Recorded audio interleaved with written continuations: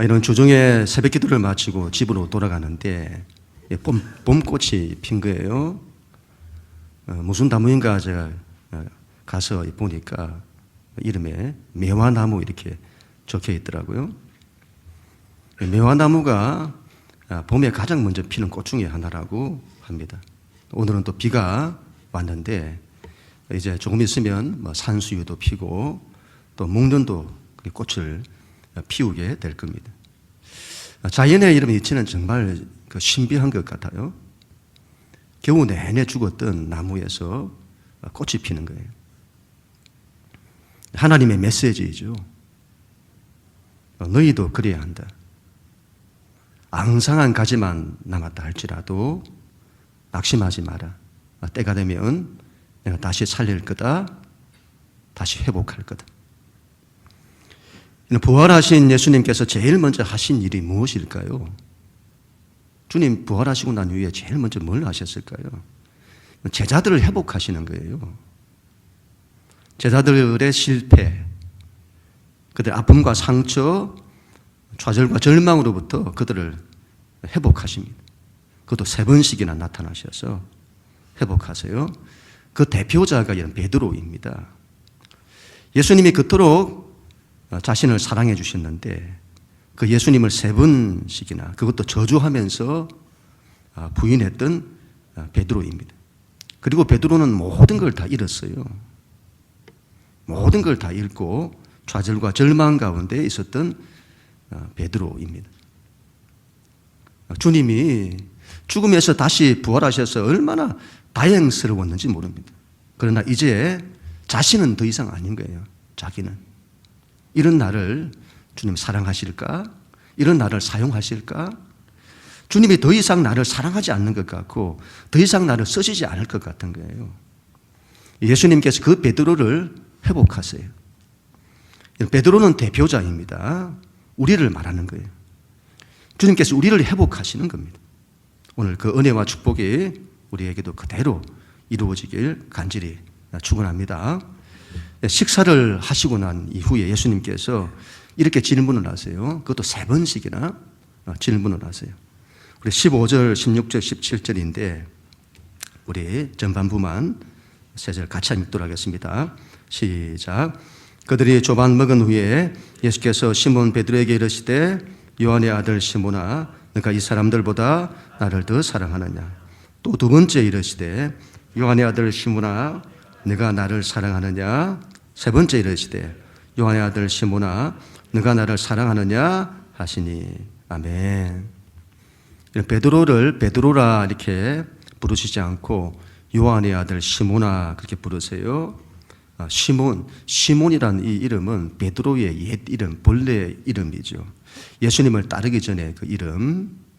그런 시몬을 예수님께서 택하시고 너는 앞으로 장차 게바가 될 거다. 너는 앞으로 반석이 될 거다. 내가 너의 반석 위에 내 교회를 세울 거다 했던 그 반석이 베드로인 겁니다. 근데 그 베드로가 실패한 거예요. 그리고 모든 걸 다 잃은 거죠. 예수님의 이 말씀은 베드로의 옛 이름 시몬을 부른 이 말씀은 앞으로 너는 반석이 아니야. 이런 너가 어떻게 반석이 있니? 너는 이제 반석이 될 자격은 있니? 너를 베드로라고 불렀던 그것은 이제 취소야. 그런 말씀이 아닌 거죠. 실패한 베드로를 회복하시는 말씀이에요. 그가 이전에 시몬이었을 때에 그런 자신을, 아무것도 아닌 자신을 찾아봐 주시고 사랑해 주시고 택하여 주신 그때를 기억나게 하시는 거죠. 그리고는 다시 시작하자는 것입니다. 시몬아, 우리 다시 시작하자. 다시 일어서자. 그 일은 그 베드로에게 물으신 것은 사랑입니다. 사랑. 요한의 아들 시몬아, 너가 나를 사랑하느냐? 그것들을 3번씩이나 물었어요. 그런데 이 사랑이라는 말이 헬라어로는 서로 달라요. 예수님은 사랑을 아가파오로 물었어요. 너가 아가페의 사랑으로 나를 사랑하느냐? 그런데 베드로는 필레오로 답을 해요. 제가 필레오의 사랑으로 주님을 사랑합니다. 두 번째도 마찬가지예요. 예수님은 아가파우로 물으시고 베드로는 필레오로 대답합니다. 마지막 세 번째는 예수님께서 필레오로 물으시고 베드로도 필레오로 대답을 합니다. 여기에 대한 신학적인 여러 논쟁이 많습니다. 아가페의 사랑과 필레오의 사랑을 구분을 해요. 아가페는 신적인 사랑, 조건 없는 사랑, 희생적 사랑을 말하고 필레오는 그것보다 못한 친구 사이의 우정과도 같은 사랑, 그렇게 말한다고 구분을 해요. 그래서는 예수님은 아가페적인 사랑을 원하시는데 베드로는 자꾸 한 단계 낮은 필레오의 사랑으로 말한다는 거예요. 이런 그럴지도 모르겠습니다. 그 말이 맞는지도 모르겠습니다. 그러나 여러분 중요한 것은 이 사건의 핵심이 아가페의 사랑, 필레오의 사랑, 그 사랑을 구별하는 데 목적이 있지 않다고 봅니다. 그러면 이 책을 기록한 사도 요한이 요한복음이나 요한계시록에서 이 둘을 혼용해서 쓰는 걸 알 수가 있어요.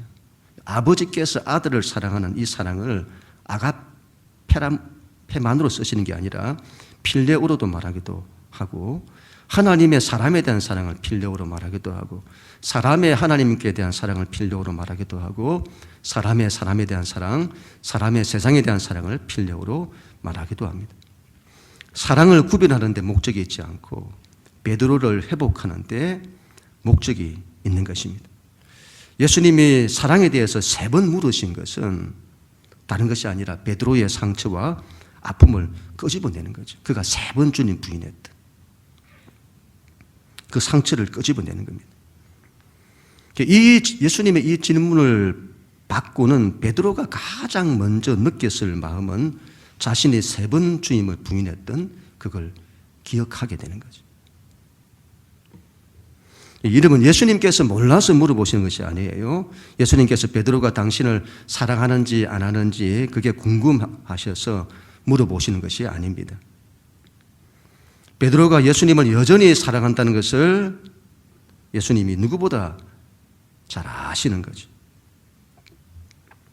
문제는 여러분 베드로가 주님을 부인한 그것도 3번씩이나 저주하면서까지 부인했던 그 상처와 예수님을 부인했다고 하는 그 상처와 아픔에서 이 베드로가 벗어나지를 못하는 거예요. 이런 내가 주님을 사랑할 자격이 있나? 이런 나를 주님은 사랑하시나?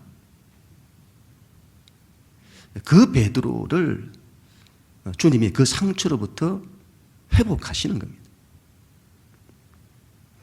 여러분 사랑의 관계가 회복이 되어야 합니다. 이게 안 되면 이 이후에 아무것도 안 되는 거예요.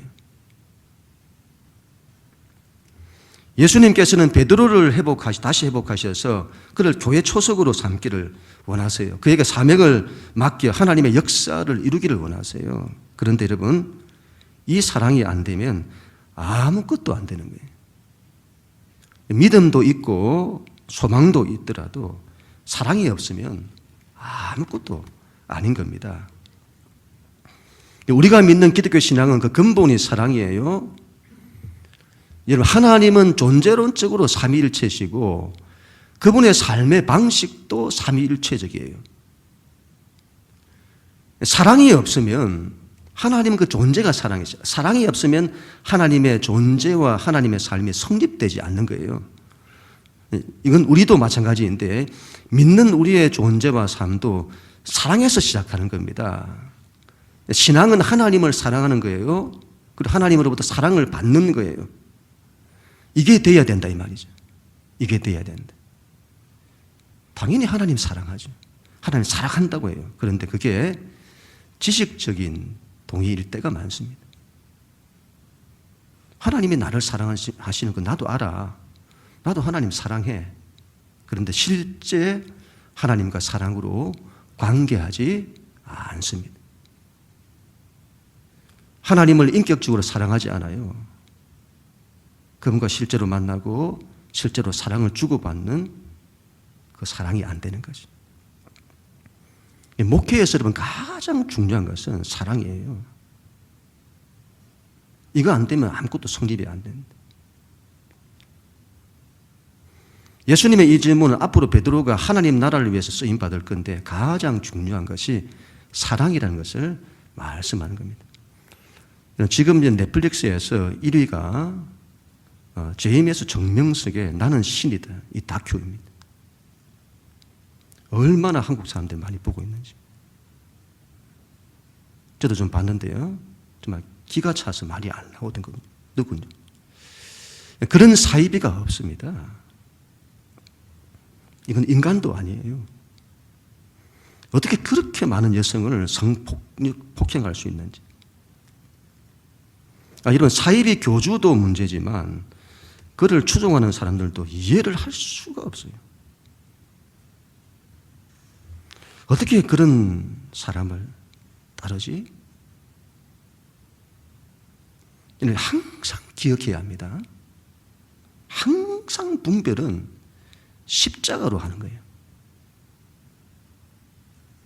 십자가 사랑이 있나? 그걸로 하는 겁니다.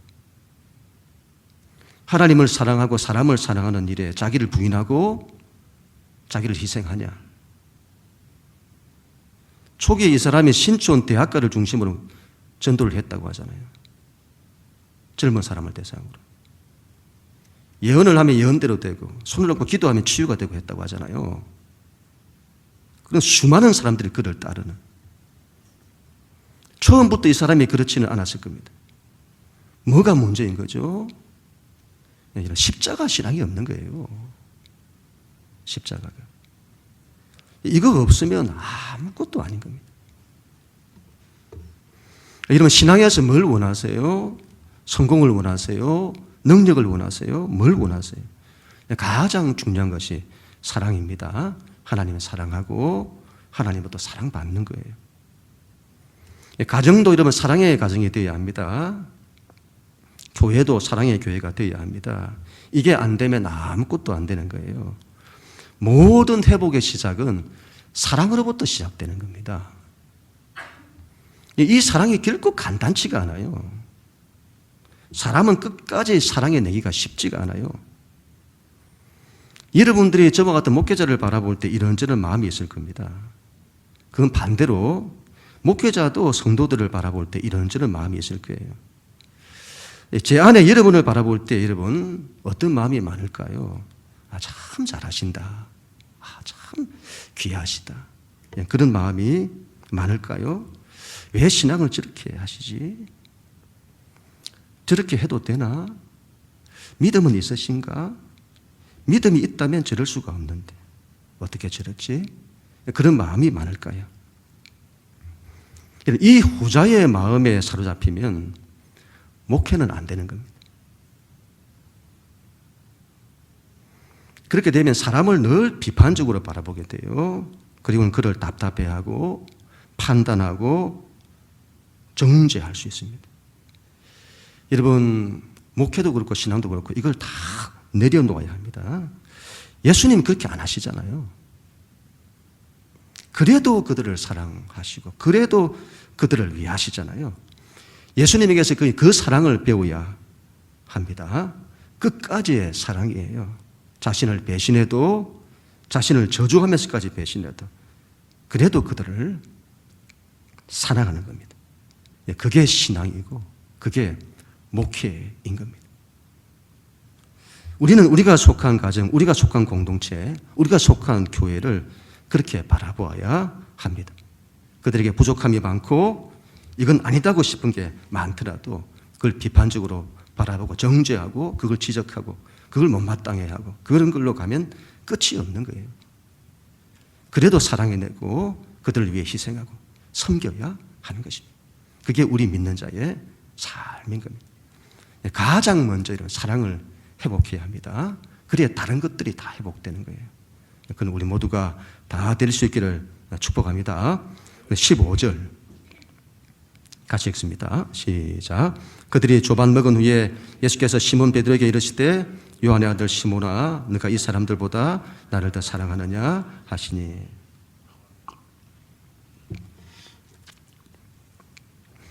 예수님의 사랑에 대한 첫 번째 질문은 너가 이 사람들보다 나를 더 사랑하느냐고 물으시는 거예요. 이 사람들보다라고 번역했는데 여기에 대해서 여러 또 논쟁이 있습니다. 난외주에 보면 이걸 이것들보다라고도 번역할 수 있다고 해요. 그래서는 네가 이것들보다 나를 더 사랑하냐. 그 말은 그곳에 있는 배와 그물들을 말하는 거예요. 베드로의 생업을 말하는 거예요. 그것들보다 주님 더 사랑하냐. 두 번째로는 거기 있는 다른 제자들을 두고 네가 이 제자들을 사랑하는 것보다 주님을 더 사랑하냐. 그렇게 물었다는 거예요. 세 번째로는 거기 있는 다른 제자들이 주님을 사랑하는데 그 주님 사랑하는 것보다 네가 더 주님을 사랑하느냐. 그걸 물었다는 거죠. 세 가지 다 나름의 의미를 가지고 있다고 보는데 그러나 세 번째가 더 맞는 것 같아요. 예수님께서 첫 번째 질문에서는 비교급으로 질문을 하세요. 두 번째, 세 번째는 그렇게 하시지 않는데 첫 번째는 비교급으로 하세요. 더 사랑하냐 이걸 물어보신 거죠. 그런데 헬라어에서는 언어적으로 비교급이나 최상급 이런 것 표현들이 없어요. 그래서 반복하는 거예요. 그래서 우리 믿는다 할 때 아멘 할 때도 이걸 더 말할 때는 아멘 아멘 이게 두 번 반복하는 거죠. 최상급으로 한다면 아멘 아멘 아멘 세 번 반복한다든지. 사랑도 그렇게 이제 물어보시는 거죠. 그 말은 사랑하고 사랑하냐, 더 사랑하냐 이런 말이죠. 근데 이곳에 있는 모든 사람들보다 더 사랑하냐 이런 말이기 때문에 그 말은 주님을 최고로 사랑하냐 그런 말이 되겠습니다. 좀 유치한 질문처럼 보이잖아요. 뭐 사랑을 더 사랑하냐 못하냐 이런 걸 묻는 것 같으니까 좀 유치해 보이기도 하는 거죠. 그러나 여러분 잘 보세요. 언약 관계 안에서 사랑은 원래 그런 겁니다. 결혼인도 언약이잖아요. 결혼이라는 언약 관계 속에서 있는 아내가 남편에게 당신 나를 가장 사랑해? 그렇게 물어보는 거예요. 이건 비교하는 것이 아니라 그건 당연한 겁니다. 그런데 여러분, 아니 최고로 사랑하진 않아. 당신보다 저 여자를 내가 더 사랑해. 이건 여러분 이상한 거예요. 주님과 우리와의 사랑도 마찬가지예요. 주님과 우리 사이의 언약 안에서의 사랑은 항상 최상급의 사랑이에요. 더 사랑하느냐는 질문은 유치하게 비교하는 질문이 아니라 당연한 질문인 겁니다. 이 질문은 또한 베드로의 실패와 아픔을 끄집어내어 그를 다시 회복하시는 질문이기도 합니다. 이전에 베드로는 정말 자신 있게 말했습니다. 이 사람들이 다 주님을 버릴지라도 저는 결단코 주님 버리지 않을 겁니다. 내가 내 목숨을 바쳐서라도 주님을 따를 겁니다. 그렇게 주님을 가장 사랑한다고 했고 주님께 가장 충성한다고 했던 베드로입니다. 그런데 실패한 거예요. 비록 실패를 했지만 그 사랑은 여러분 진심이었던 겁니다. 베드로의 진심. 어쩔 수 없이 예수님을 부인했지만 그때에도 주님에 대한 사랑만큼은 진심이었던 거죠. 그런데 실패를 통해서 모든 걸 다 잃어버린 거예요. 예수님이 그 사랑을 회복하시는 거죠. 신앙은 여러분 항상 최고의 사랑입니다. 주님이 나를 최고로 사랑하시는 거예요. 나도 주님을 최고로 사랑하시는 거죠. 하는 거죠. 전에도 제가 한번 말씀을 드렸는데 엄마 아빠는 언니를 더 사랑하고 나는 덜 사랑하고 언니는 식탁에 오면 어서 먹으라고 하고 자리도 비켜주고 나는 먹으라 소리도 안 하고 와서 먹든지 말든지 그런 게 아니다 이 말이에요. 부모는 큰아이도 최고로 사랑하고 둘째 아이도 최고로 사랑하고 막내도 최고로 사랑하는 거예요. 우리는 하나님으로부터 최고의 사랑을 받아야 합니다. 누구와 비교해서 더 높고 더 낮고 그런 것이 아니라 누구에게나 주시는 최고의 사랑. 그 누구와도 비교할 수 없는 최고의 사랑을 주시는 겁니다. 문제는 우리에게 있죠. 우리가 그걸 받지를 않는 거죠. 그 사랑을 받아야 합니다. 그리고 우리도 하나님을 그렇게 사랑해야 합니다. 누구보다 주님을 최고로 사랑을 하려고 해야 합니다. 여기에 대한 거룩한 열망이 있어야 됩니다. 이런 소원이 있어야 돼요. 에즈베리에서 붕이 일어났잖아요. 그죠? 근데 이걸 분석했던 총신대학교 교수님이셨던 그분이 부흥을 참 연구를 많이 했는데 이 부흥의 굉장히 중요한 특징이 그 Z세대, MZ세대의 하나님의 영이 임해서는 비종교성을 가장 많이 가진 종교에 관심이 없는 그 세대에 하나님의 부흥이 임했다는 거예요. 굉장히 큰 의미를 가진다고 합니다. 그런데 부흥을 말씀하시면서 우리가 부흥이란 것은 아무 때나 어디에나 오는 게 아니다. 그건 사모하는 자에게 온다. 사모해야 합니다. 하나님 우리의 삶을 다 살릴 것을 간절히 사모해야 합니다. 이 사랑도 사모해야 되는 거예요. 그래 일어나는 겁니다. 그럼 우리 모두가 다 낼 수 있기를 축복합니다. 우리 15절부터 17절까지 우리 스크린 보시면서 다시 한번 읽도록 하겠습니다. 베드로의 대답이죠. 시작. 이르되 주님 그러하나이다. 내가 주님을 사랑하는 줄 주님께서 아시나이다. 이르되 주님 그러하나이다. 내가 주님을 사랑하는 줄 주님께서 아시나이다. 주께서 세 번째 내가 나를 사랑하느냐 하심으로 베드로가 근심하여 이르되 주님 모든 것을 아시오며 내가 주님을 사랑하는 줄을 주님께서 아시나이다. 아멘.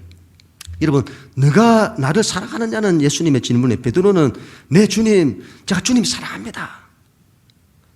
제가 주님을 가장 사랑합니다. 그렇게 대답을 해야 될 것 같은데 그렇게 하지를 않아요. 아니 그렇게 못해요. 대답을. 주님 그렇습니다. 내가 주님을 사랑하는 줄 주님께서 아십니다. 여러분 이상하잖아요. 왜 이렇게 대답을 하는 것일까요? 여러분 신앙은 자기를 확신하는 것이 아닙니다. 자기를 확신하는 것이 아니에요. 인간이 얼마나 약한지, 얼마나 모순된지. 여러분 가장 사랑한다고 하고 가장 충성한다고 하고 그렇게 결단하고 그렇게 맹세했음에도 불구하고 그렇게 못하는 것이 우리다 이 말이에요. 이전에 베드로 같았으면 그렇게 말했을 겁니다. 그러나 주님을 3번 부인하고 난 이후부터 베드로는 그렇게 하지를 못해요. 자기를 자신하지 못해요.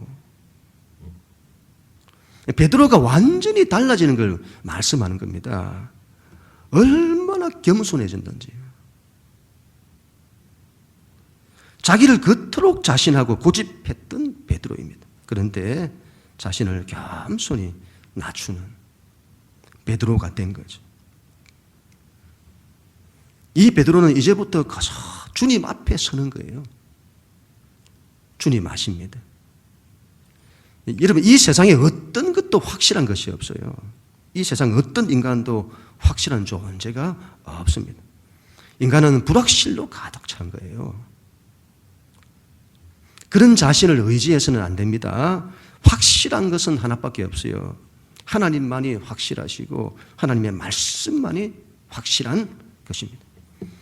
이런 신앙은 시선이에요. 시선. 시선을 자기에게서 하나님께로 돌리는 겁니다. 하나님이 내 약함을 아시는 거고 하나님이 내 사랑을 아시는 거예요. 우리는 그걸로 사는 거예요. 내가 나를 아는 것이 아니라 하나님이 나를 아시는 거예요. 모든 시선을 하나님께로 돌리는 거죠. 모든 시선을 주님께 드리고 살아계신 하나님을 느낄 때 내 삶은 주의 역사가 되고 하나님이 일하기 시작하는. 어제 저희 집 둘째가 로마서 7장이 너무 어렵다는 거예요. 무슨 말인지 잘 모르겠다. 율법은 죄를 깨닫게 한다는. 그리고 우리 안에 두 법이 있는데 두 법이 있다는 말은 두 가지 신앙의 방식, 두 가지 삶의 방식이 있다는 거잖아요. 하나는 하나님의 법을, 하나님의 말씀을 내 힘으로 행하는 방식이 있고 하나는 생명의 성령의 법이라고 하죠. 자기를 의지하지 않고 하나님만 의지하는 그 방법이 있다. 나름 설명을 했는데도 무슨 말인지 잘 모르겠다는 거예요. 이거 정말 어려운 겁니다. 자기 힘으로 우리는 자기 힘으로 모든 삶도 신앙도 그렇게 하려는 그 경향을 가지고 있어요, 인간은.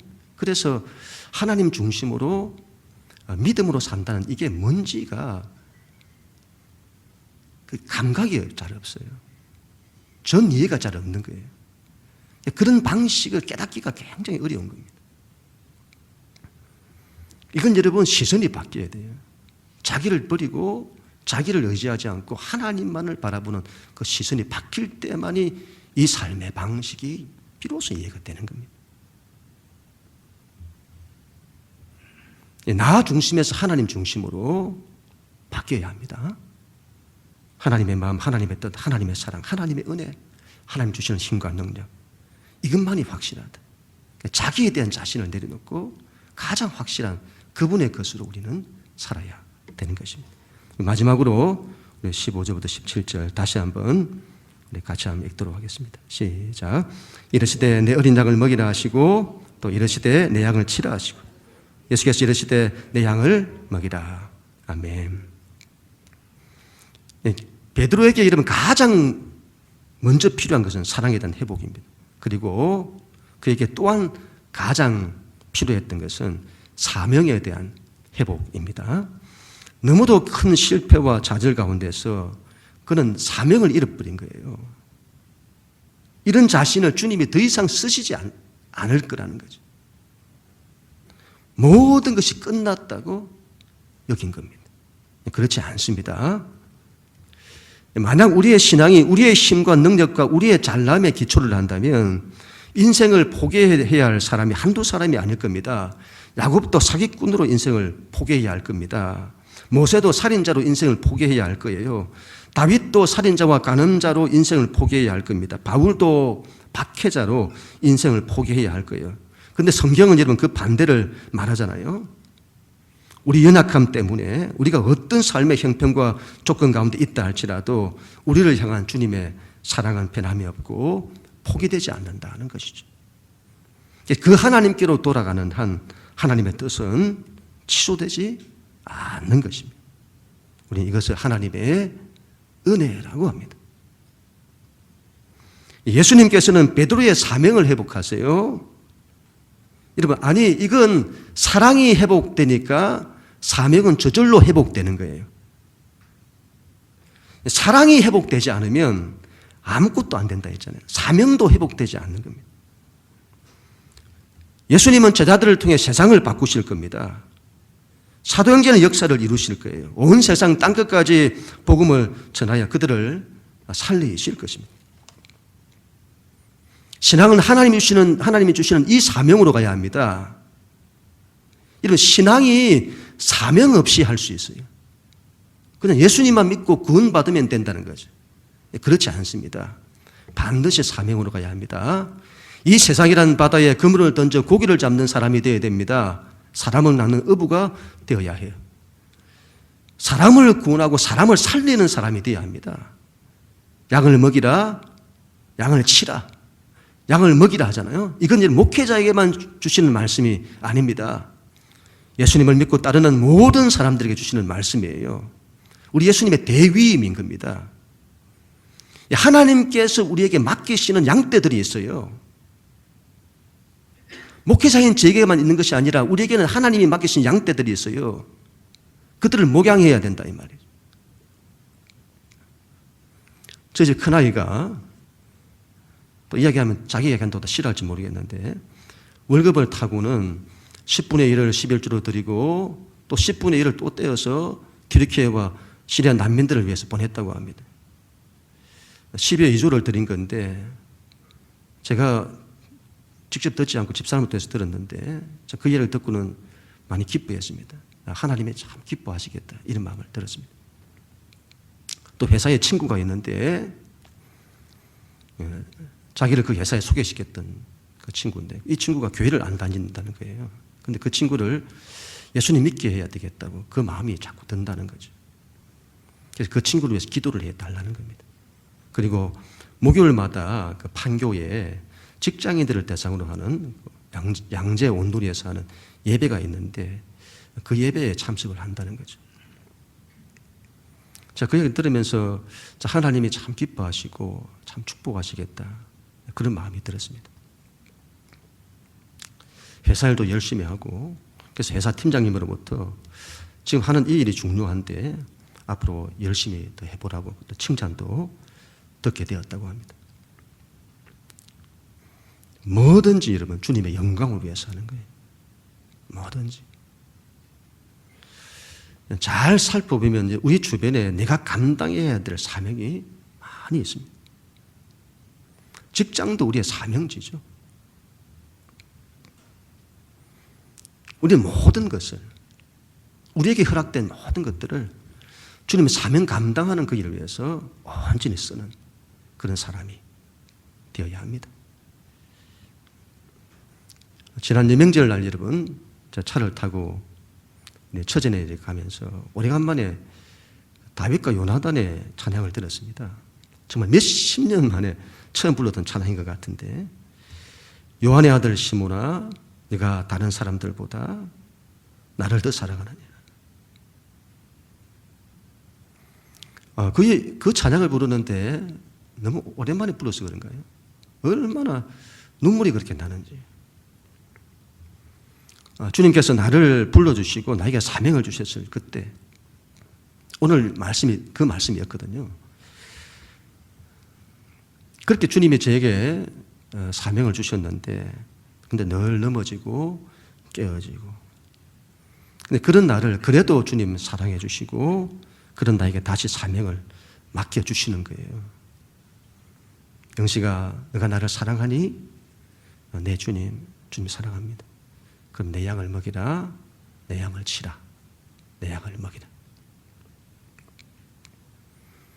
신앙은 여러분 늘 자기를 보면서 자기의 약함, 자기의 실패, 자기의 상처와 아픔, 그걸 보면서 자책하고 거기에 빠져들고 거기에 갇혀 살고 헤어나지 못하는 그 길을 가는 것이 아닙니다. 그런 실패한 나, 그런 연약한 나일지라도 그런 나를 사랑하시는 그 주님의 사랑으로 회복되는 겁니다. 이런 사랑을 회복해야 합니다. 사랑을. 그리고 더불어 사명을 회복해야 합니다. 오늘 베드로가 다시 회복되고 이렇습니다. 이 은혜와 축복이 우리에게도 그대로 이루어지기를 주님 이름으로